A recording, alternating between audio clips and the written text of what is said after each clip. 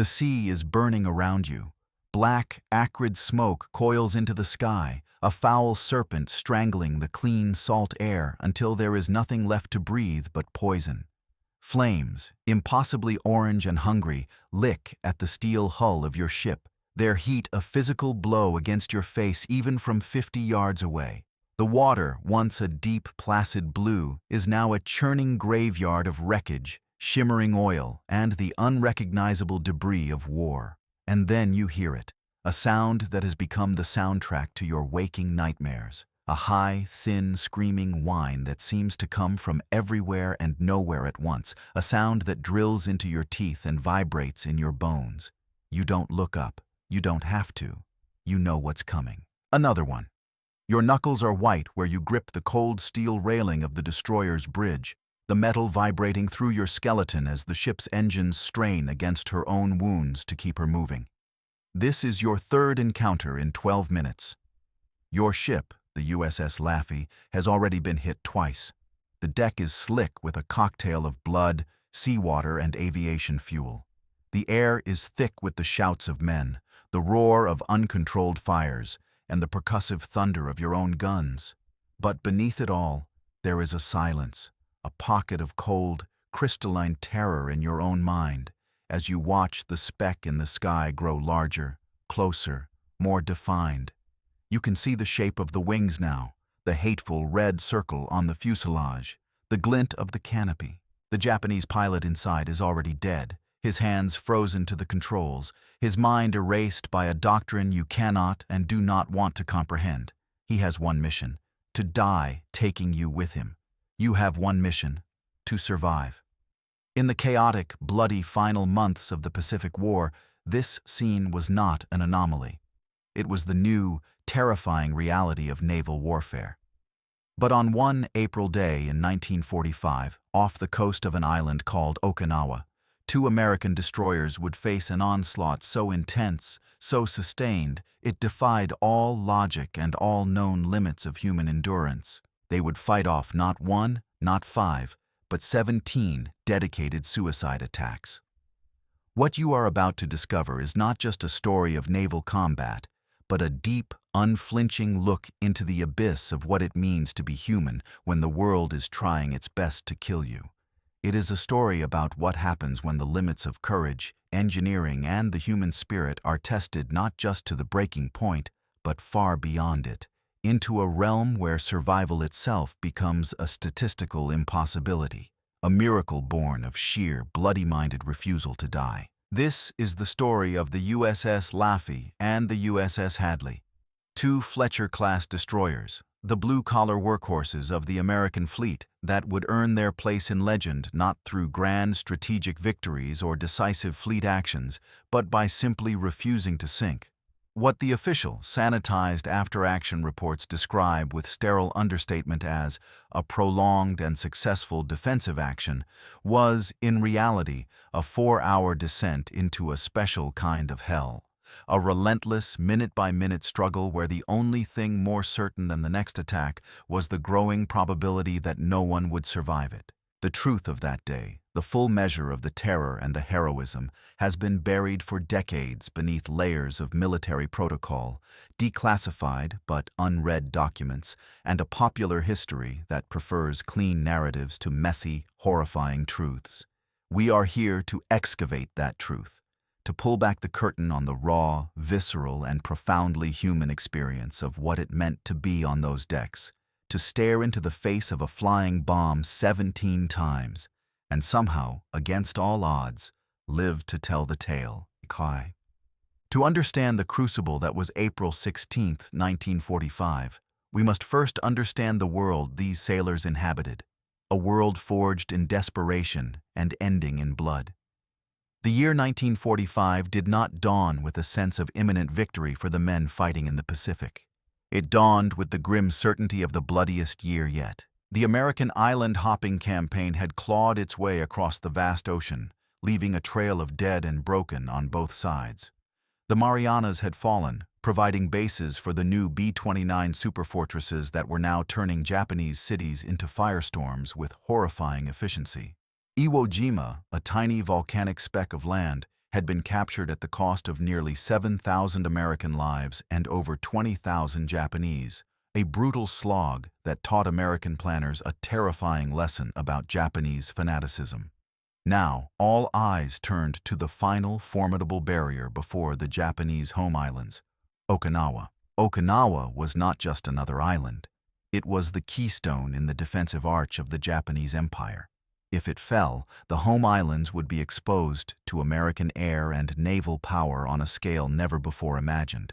For the Americans, it was to be the staging ground for the inevitable invasion of Japan, an operation codenamed Downfall that was projected to cost over 1 million casualties on both sides. The Battle of Okinawa would be the largest amphibious assault of the Pacific War, a sprawling 3-month-long meat grinder involving over 1,300 American ships and 500,000 men. It was a battle fought not just on the beaches and in the jungles, but in the skies and on the seas surrounding the island. And it was here that the Japanese military would unleash its most terrible and desperate weapon on a massive scale, the kamikaze. The word itself, divine wind, was a historical reference to the typhoons that had destroyed the Mongol invasion fleets in the 13th century, seen as divine intervention that had saved Japan. Now, Japan sought to manufacture its own divine wind. The concept was born not of strength but of absolute desperation. By late 1944, Japan had lost almost all of its experienced pilots. Its aircraft were technologically inferior to the new American fighters. Its industrial capacity was in ruins.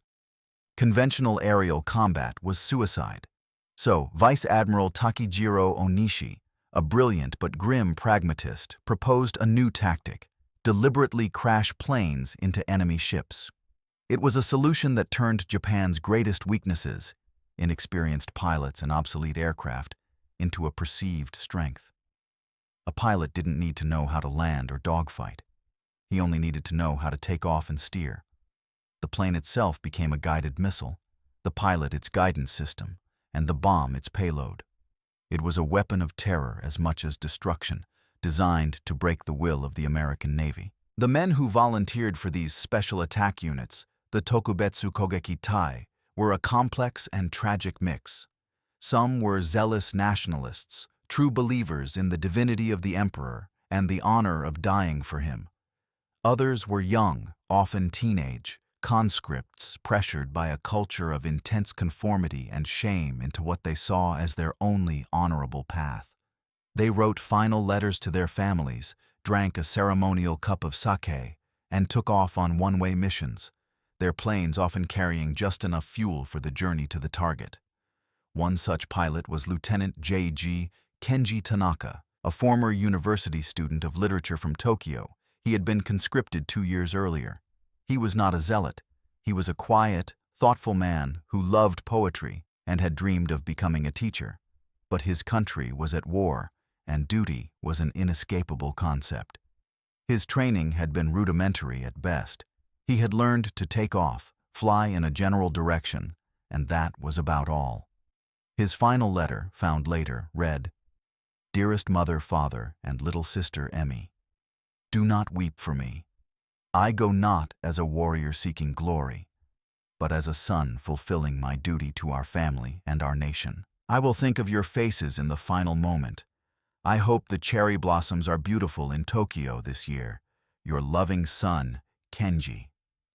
For the American sailors who would face him, he was just another speck in the sky, the embodiment of an alien and terrifying philosophy.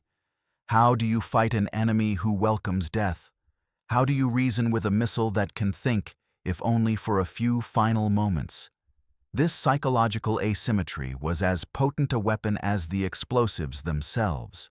This was the atmosphere of dread that hung over the massive American fleet as it steamed into the waters around Okinawa in April 1945. To protect the invaluable aircraft carriers, battleships, and troop transports, the Navy devised a system of radar picket stations. These were a series of 16 concentric rings of ships stationed up to 100 miles from the main fleet. Their job was to act as the fleet's eyes and ears, using their radar to detect incoming Japanese air raids and provide early warning. They were also the fleet's first line of defense, tasked with shooting down as many enemy planes as possible before they could reach the capital ships. It was, without question, the most dangerous duty in the Navy. These picket ships were isolated, vulnerable bait, deliberately placed in harm's way to draw the enemy out. And the ships chosen for this duty were most often destroyers. The Fletcher-class destroyer was the quintessential American warship of World War II. Over 175 of them were built, and they served in every theater of the war. They were the perfect balance of speed, firepower, and versatility. At 376 feet long and displacing 2,050 tons, they were large enough to handle the rough Pacific seas, but small enough to be nimble and fast. Their heart was a set of 4 high-pressure boilers that fed 2 steam turbines, generating 60,000 shaft horsepower that could propel the ship at a blistering 36 knots. This speed was their lifeblood, allowing them to keep up with the fast carrier task forces and dodge torpedoes. But their soul was their armament. They were bristling with guns. 5.5-inch 38 caliber dual-purpose guns formed their main battery. These were workhorse weapons, capable of firing a 55-pound shell over 10 miles at surface targets or reaching an altitude of 37,000 feet to engage aircraft. For closer-range defense, they carried a lethal cocktail of anti-aircraft cannons, 10 quad-mounted 40mm Bofors guns, and 7 single-mounted 20mm Oerlikon cannons. The 40mm Bofors fired a 2-pound shell at a rate of 120 rounds per minute, its distinctive pom-pom-pom sound a reassuring rhythm to the sailors who manned them. The 20mm Oerlikons were faster still, spewing out a hail of 450 high-explosive rounds per minute. A Fletcher-class destroyer in a defensive action could put up an almost impenetrable wall of lead and steel into the sky. Controlling this fury was a technological marvel of its time, the Mark 37 gunfire control system. This was a complex network of radars, directors, and analog computers. A high-angle radar director would lock onto an aircraft, feeding its range, bearing, and altitude to a mechanical computer below decks. This computer, a whirring contraption of gears, shafts, and differential gears, would constantly calculate a firing solution, predicting where the aircraft would be when the shell arrived. This solution was then sent electrically to the 5-inch gun mounts, which would automatically train and elevate their guns. It was a cold, mechanical process that removed much of the human guesswork from anti-aircraft fire. But it was not infallible. It relied on electricity, on delicate vacuum tubes, on cables that could be severed by shrapnel. And it was designed for conventional aircraft, for pilots who tried to evade, not for those who steered directly into the explosions. The process was a symphony of coordinated effort. A radar operator in the director would chant out the range, bearing, and altitude. A sailor below would turn cranks on the computer to input the data. The machine would whir and clatter, and its output would be a set of numbers for elevation and train, which were then relayed to the guns.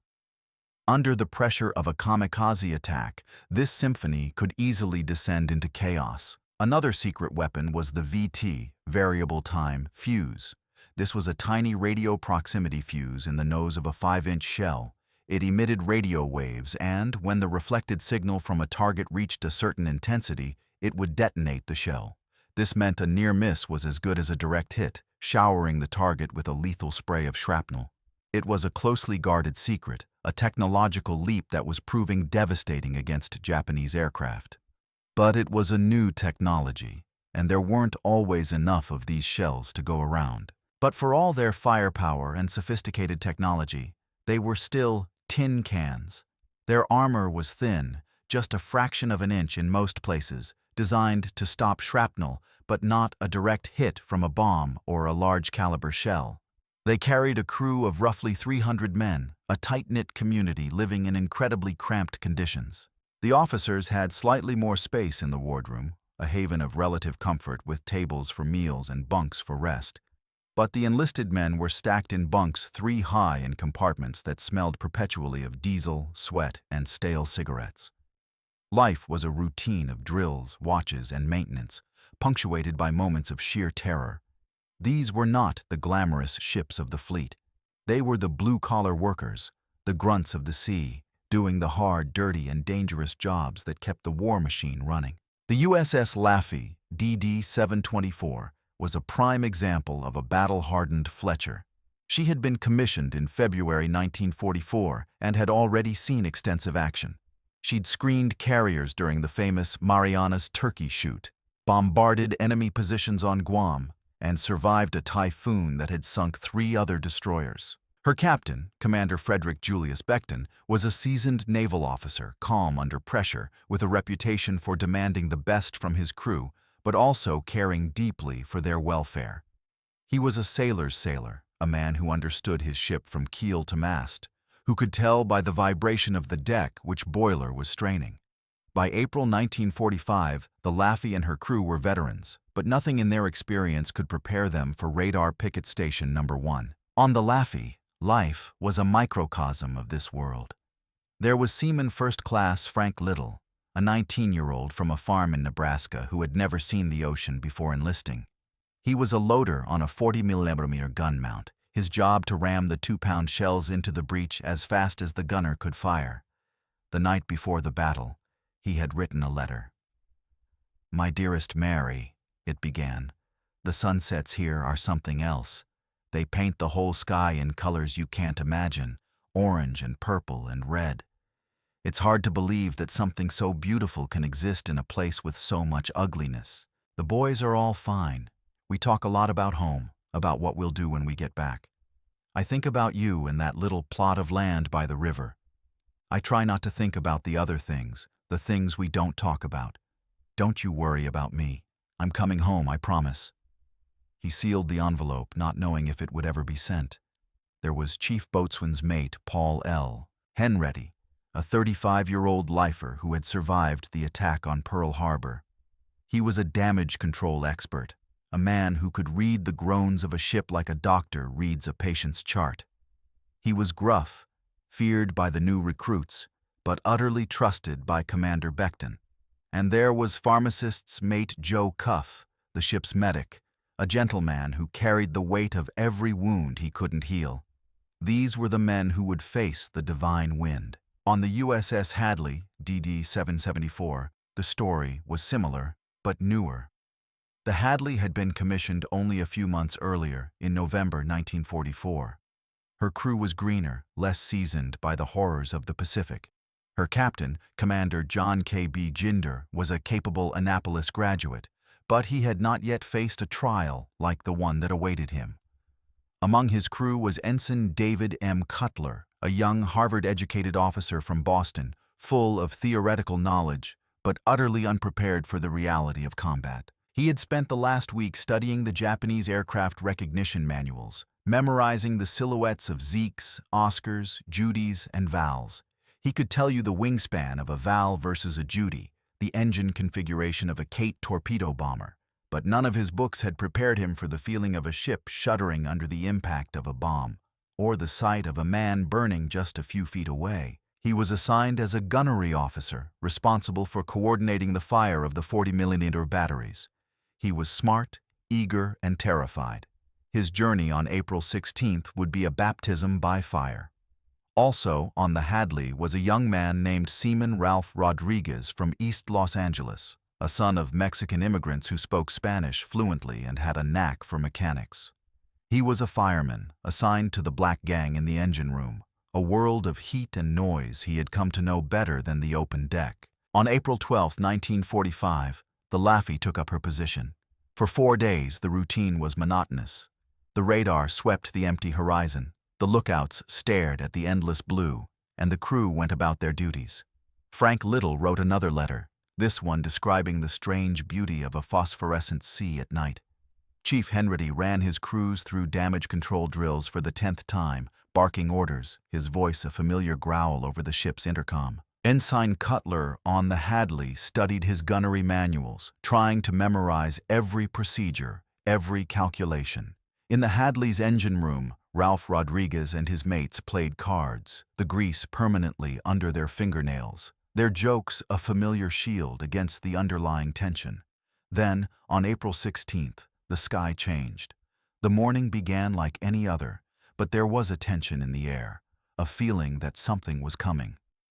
At 8:25 a.m., that feeling became a reality. The calm voice of the Laffey's radar operator, Petty Officer Raymond Kelly, cut through the bridge's quiet hum. "Captain, multiple bogeys. Bearing 090, range 20 miles, large group. Closing fast." Commander Beckton, a cup of coffee in his hand, didn't hesitate. "Sound general quarters," he ordered, his voice even. The klaxon's shrill, nerve-grating wail instantly shattered the morning calm. It was a sound every sailor feared, a sound that meant the fight was coming to you. This is the moment where the macro strategy of the Pacific War collapses into the micro experience of 300 individual men. On the bridge of the Laffey, Commander Beckton and his officers stared at the radar screen, where the green blips representing the enemy formation grew steadily larger. In the Combat Information Center below, men plotted the enemy's course and speed, feeding data to the gun directors. On deck, sailors scrambled to their battle stations. Frank Little, the Nebraska farm boy, clambered into the steel cage of his 40mm gun mount, his heart pounding a frantic rhythm against his ribs. He'd practiced this for months, but this was different. This was real. In the engine room, far below the waterline, Machinist's mate first class Sam Miller, a wiry man from the Bronx, monitored the boilers and turbines. His world was a deafening roar of machinery and blistering heat, his only connection to the battle above a crackling speaker and the shuddering of the ship. He knew that if the engines failed, they were all dead in the water, a sitting duck. In the sick bay, pharmacist's mate Cuff readied his medical kits, his hands surprisingly steady. They all had a role to play. The ship was a single organism, and every man was a vital cell. The first wave of Japanese aircraft appeared as specks on the horizon, then grew into recognizable shapes. There were about 20 of them, a mix of fighters, dive bombers, and torpedo bombers. But they weren't flying in a conventional attack formation. They were spread out, coming in from different altitudes and directions, a tactic designed to overwhelm the defenders. The Laffey's 5-inch guns opened up first, their deep, booming thump-thump-thump echoing across the water. White puffs of smoke appeared in the sky, the shells' proximity fuses causing them to detonate near the aircraft, sending jagged shards of shrapnel tearing through the air. This was the new secret weapon, the VT fuse, a tiny radar in the nose of the shell that could detect its proximity to a target and detonate without a direct hit. It was a technological marvel that was saving lives. Then, the 40mm and 20mm guns joined the chorus, a higher-pitched, faster rat-a-tat-tat that filled the air with a storm of tracers. The sky around the Laffey became a terrifying, beautiful tapestry of exploding shells, streaking tracers, and diving aircraft. The first plane to break through was a Yokosuka D-4Y Judy dive bomber. It came in high, untouched by the flak, then rolled over and plunged toward the ship at a near-vertical angle. You are on the bridge, your binoculars glued to your face. You can see the pilot in the cockpit, a tiny, distant figure. Perhaps it is Lieutenant Kenji Tanaka, his face a mask of concentration, his last thoughts of his family in Tokyo. You watch the planes dive, impossibly fast, a silver spear aimed at the heart of your ship. The 5-inch guns are firing directly at it now, the shells exploding just feet from its wings. But it keeps coming. The 40mm and 20mm guns are pouring fire into it, and you can see hits, sparks, flying off the engine and fuselage. Still, it comes. At the last possible second, it seems to waver, then corrects its course. There is a deafening roar, a flash of blinding light, and a concussive blast that throws you across the bridge. The ship screams, a sound of tortured metal. The Judy has struck the aft superstructure, its 550-pound bomb penetrating the deck before detonating. The explosion is catastrophic. It tears through the ship's galley, the chief petty officer's quarters, and the radio room. 32 men are killed instantly, vaporized by the blast or buried under tons of steel.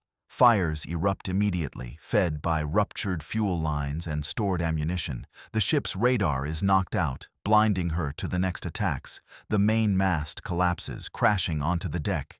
Below, you are thrown against a bulkhead as the entire vessel lurches violently. The lights flicker and die, plunging the compartment into darkness, broken only by the eerie red glow of emergency battle lanterns. Alarms blare, a cacophony of warning sounds that mean nothing and everything. Smoke, thick and choking, pours through the ventilation shafts. Through the crackling intercom, you hear panicked voices reporting fires on multiple decks, flooding in the aft compartments, knocked out gun mounts. The ship is listing, a slow, sickening tilt to port. You feel it in your gut. You check your station, ensuring the ammunition hoists for your 5-inch gun are still clear. You know that if the fire reaches the magazine, you're all dead. Above you, through the steel deck, you can feel the vibration of the remaining guns still firing. The fight is already over for the first plane. The next one is on its way. 2 minutes. That's all the time they had. At 8:27 a.m., a second aircraft, a Nakajima Ki-43 Oscar fighter, came screaming in low, just above the waves. It was a new tactic designed to get under the radar of the 5-inch guns. The 20mm and 40mm gunners, still dazed from the first impact, saw it coming at the last second.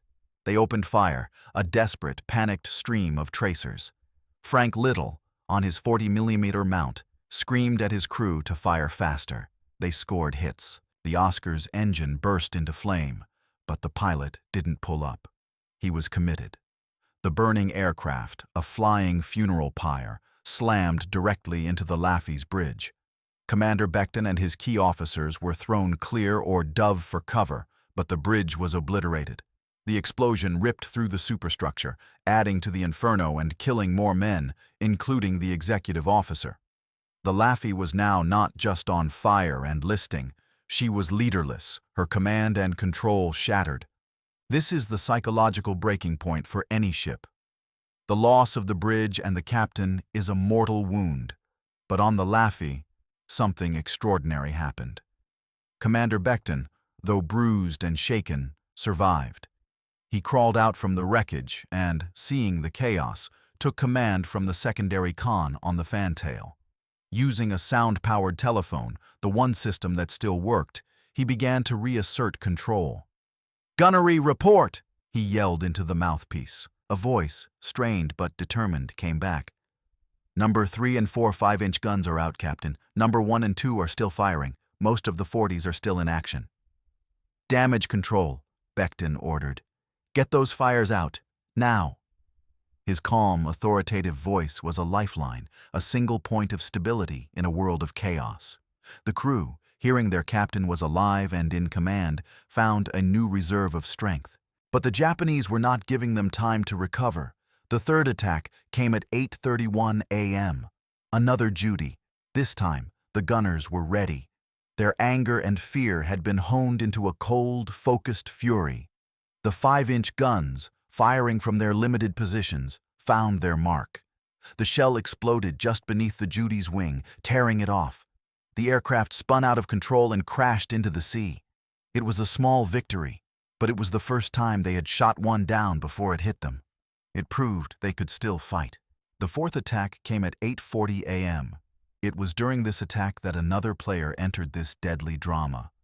The USS Hadley, DD-774, another Fletcher-class destroyer commanded by Commander John K.B. Jinder, was stationed on a nearby picket line. Hearing the frantic radio calls from the Laffey, Commander Jinder had made the independent decision to leave his station and steam at full speed to assist. It was a risky move, leaving a gap in the radar net, but Jinder knew the Laffey was in mortal danger. As the Hadley arrived, a fourth Judy was making its run on the Laffey. The Hadley's full complement of guns opened up, joining the Laffey's in a massive barrage. The combined fire was too much for the Japanese pilot. His aircraft was hit repeatedly and disintegrated in mid-air. The two destroyers were now fighting together, but their union also made them a bigger, more inviting target. The Japanese pilots, seeing two destroyers in close formation, radioed their position. The attacks became coordinated. The fifth attack came at 8:45 a.m., targeting the Hadley. It was an Aichi D-3A Val dive bomber, a slower but more stable aircraft than the Judy. It came in high, a classic dive bombing run. On the Hadley's bridge, Ensign Cutler watched it through his binoculars, his mind racing through the firing solutions he'd memorized. 40mm batteries, port side, elevation 60, he yelled into his sound-powered phone. The Hadley's guns opened up, but the Val was a tough plane. It took multiple hits and kept coming. It released its 550-pound bomb. The bomb was a direct hit, striking the Hadley's aft torpedo mount. The result was apocalyptic. The torpedo warheads, each packed with hundreds of pounds of high explosives, detonated in a sympathetic chain reaction. The entire stern of the Hadley was blown off. The ship was lifted out of the water by the force of the blast and then slammed back down. 28 men were killed instantly, and a massive fireball engulfed the rear of the ship. The Hadley was now crippled, her rudder and propellers damaged, her speed reduced to a crawl.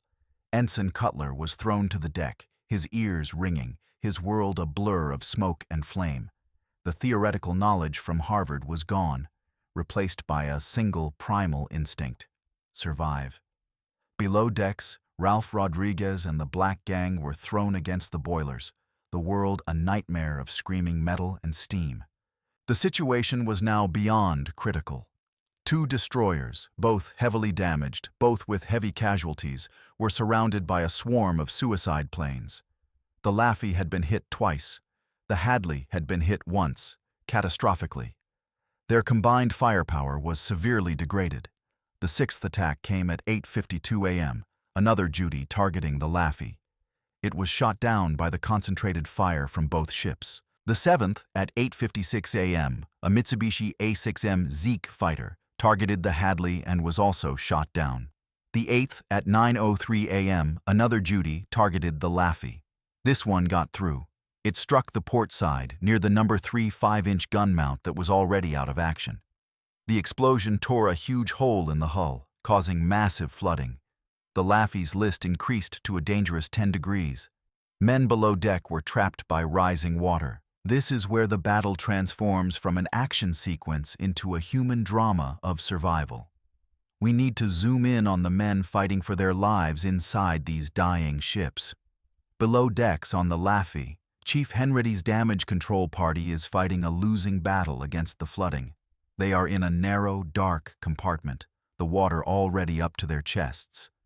The groaning of the stressed steel is a constant, terrifying sound. They're trying to plug a hole the size of a manhole cover with wooden plugs, mattresses, anything they can find. The pressure of the incoming water is immense, and every time they think they have it stopped, another shockwave from an explosion above breaks their seal. They are exhausted, terrified, but they keep working.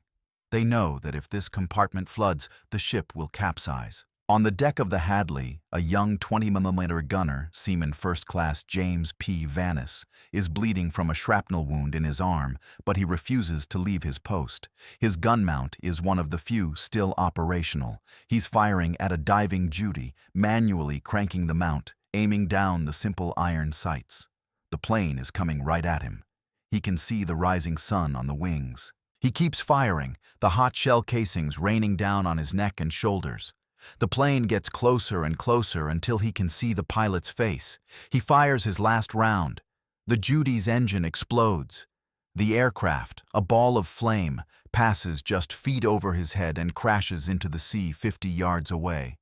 Vanis collapses, his body shaking with adrenaline and exhaustion. He has just saved his ship and everyone on it. The 9th attack came at 9:12 a.m., a Judy shot down.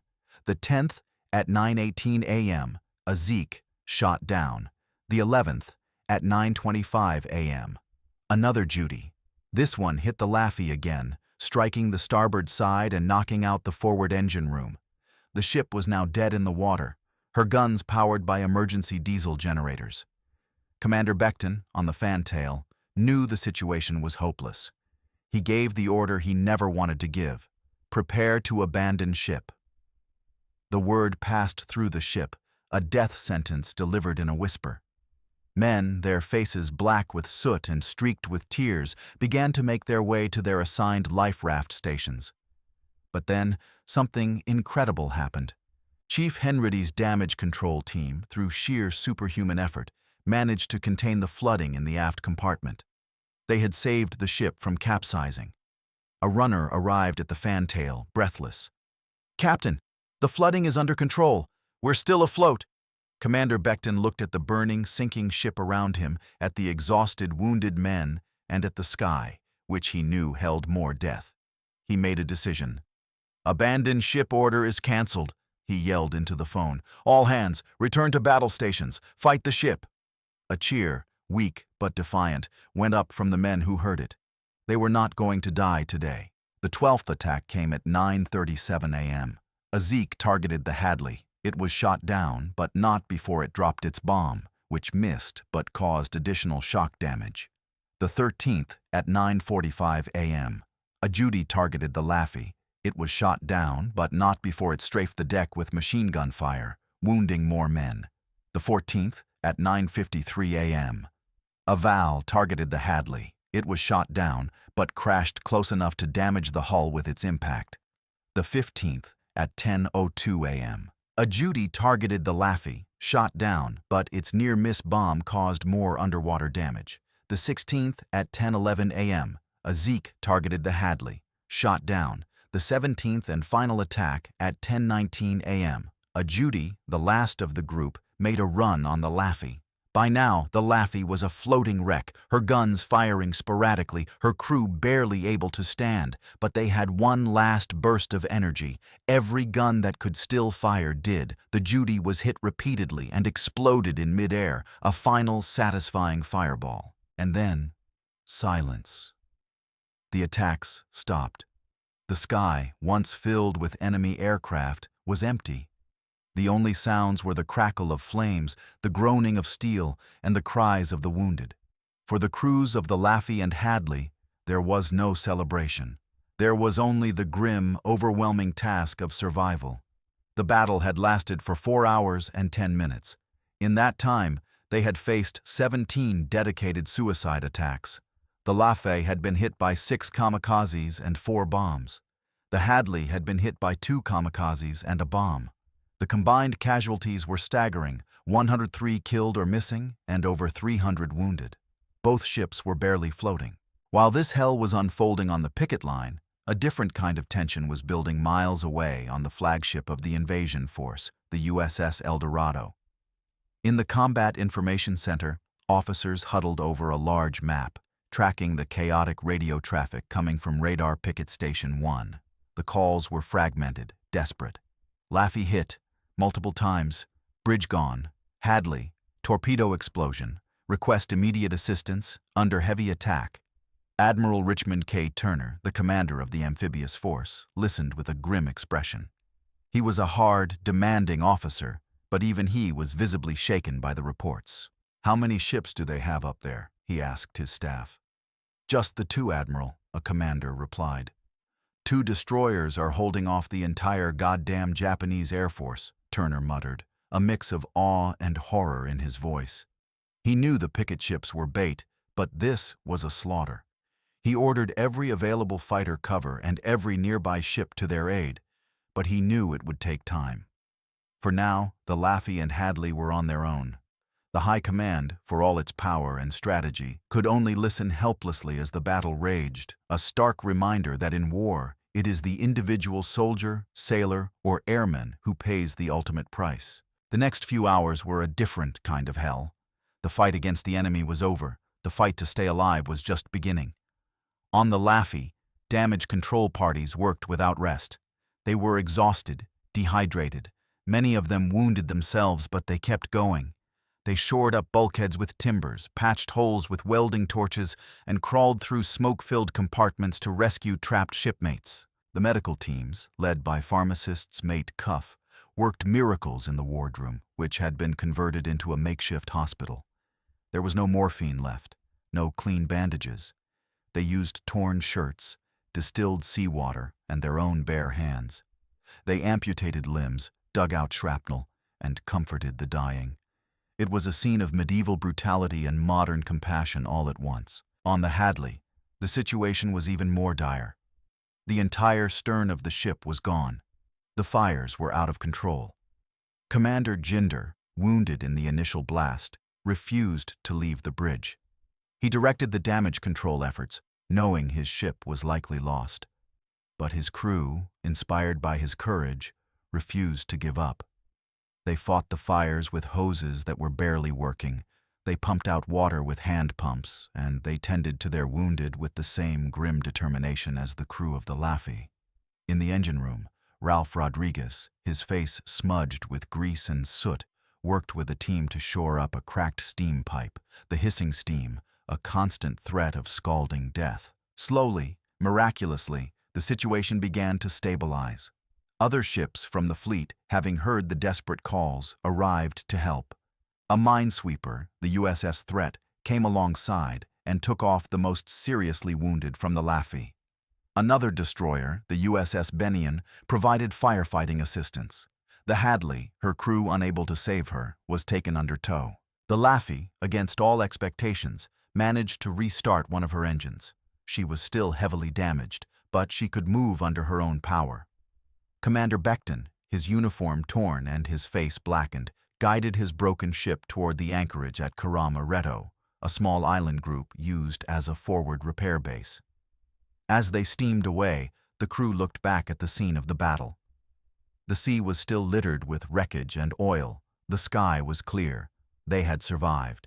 The aftermath of the battle was as profound as the battle itself. The Laffy and her crew became instant legends in the fleet. They were the ship that would not die. When they limped into Karama-Reto, sailors from other ships lined the decks, cheering and throwing their hats in the air. The crew of the Laffy, exhausted and hollowed out, could barely acknowledge them. They had done their job. The psychological toll, however, was immense.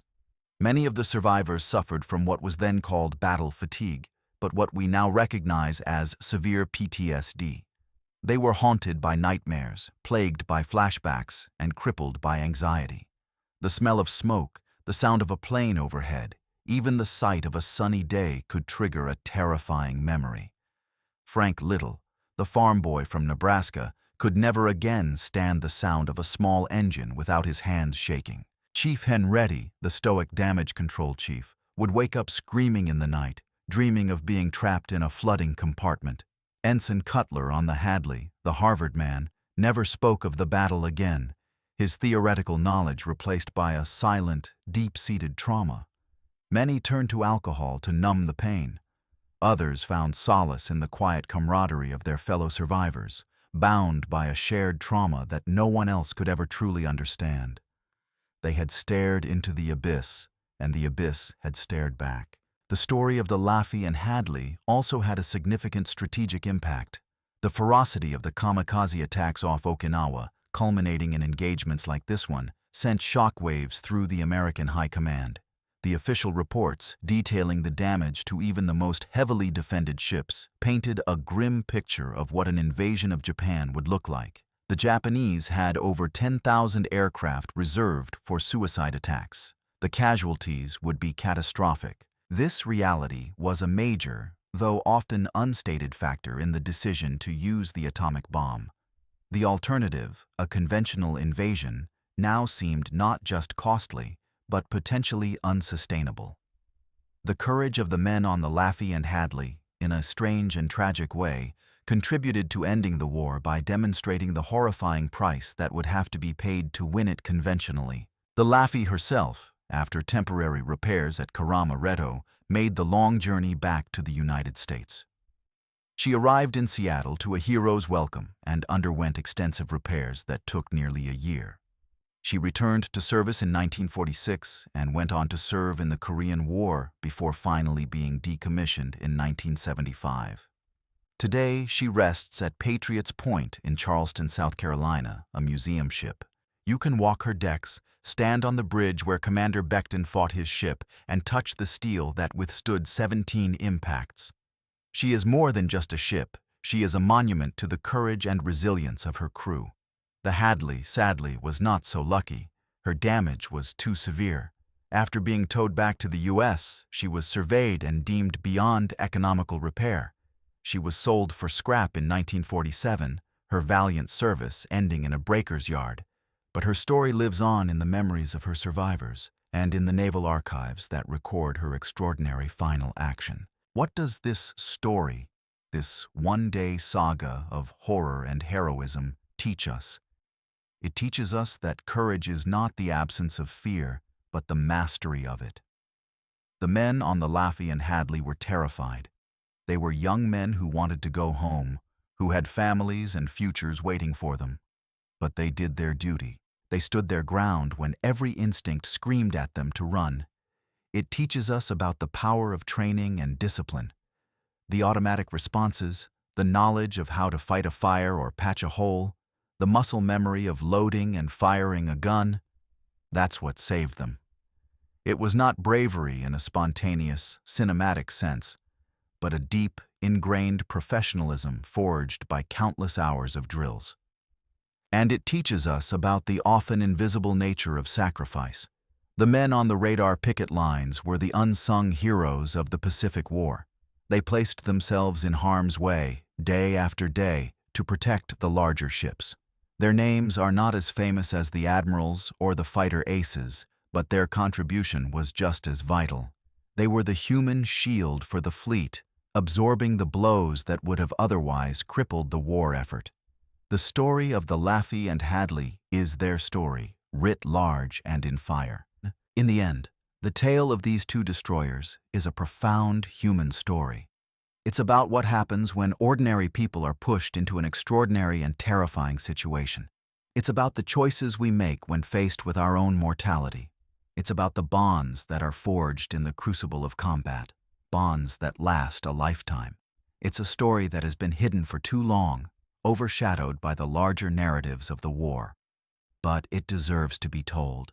It deserves to be remembered. It is a reminder of the true cost of war and of the incredible, sometimes inexplicable capacity of the human spirit to endure, to fight, and to survive. The next time you see an old war movie or read a history book about World War II, try to look past the grand strategies and the famous generals. Try to imagine the young man on a tiny, rolling deck in the middle of a vast ocean, staring up at a falling plane and knowing that his life, and the lives of his shipmates, depends on what he does in the next 10 seconds. That is the reality of war. That is the story of the USS Laffey and the USS Hadley. And that is a story that should never be forgotten. If you want to understand the true meaning of the word hero, look no further than the crews of those two ships who on a single spring day in 1945 faced the impossible and refused to lose.